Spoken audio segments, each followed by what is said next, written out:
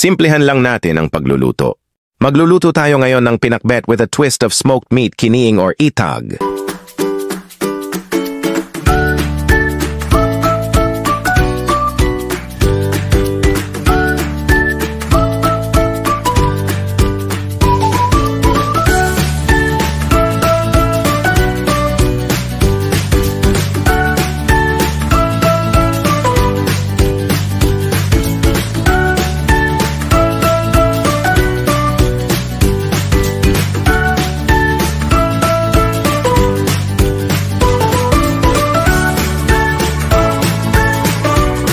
Comment lang kayo sa baba kung ano ang mga inilagay ko.